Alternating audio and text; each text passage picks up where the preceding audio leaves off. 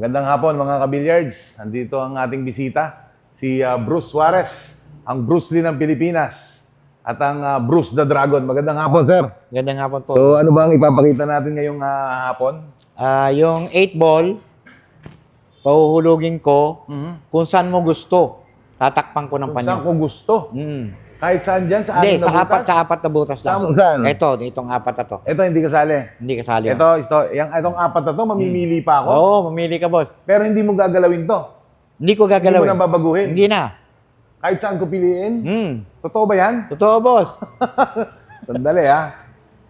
Dito ka titira o doon? Hindi, ako maglalagay ng pato. Tapos tatakluban mo pa. Tatakluban mo pa ng panyo. Hindi kaya panyo ang malaglag nito? Sandali. Sige. Dito tayo. Aside. Dito tayo para Okay. mahirap. Okay, boss. Tingnan natin. Ito na. Tatakpan Trick ko. shot. Tatakpan ko ng panyo, ha? Grabe, trick shot. Parang magic shot na yan, ha?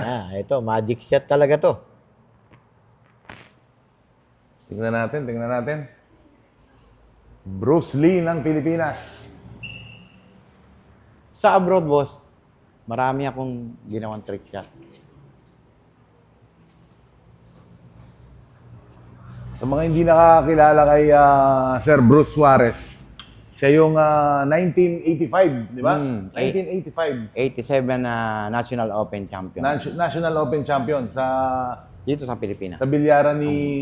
Hindi, sa Rizal Memorial. Sa Rizal Memorial. Okay. Sa Antipolo ba yan? Hindi, dito po sa Vito Cruz. Vito Cruz. Harap ng Harrison Plaza. Okay. So, hindi pa ako buhay niyan, champion na itong kaharap ko. So, it's an honor. Sige, tingnan natin ang kanyang magic trick shot. Doon, sa side na yan.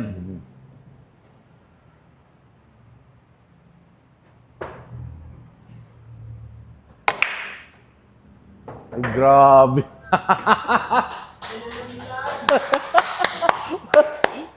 Hindi kaya talaga doon lang yon. Sige, isa pa nga. Isa pa, cut.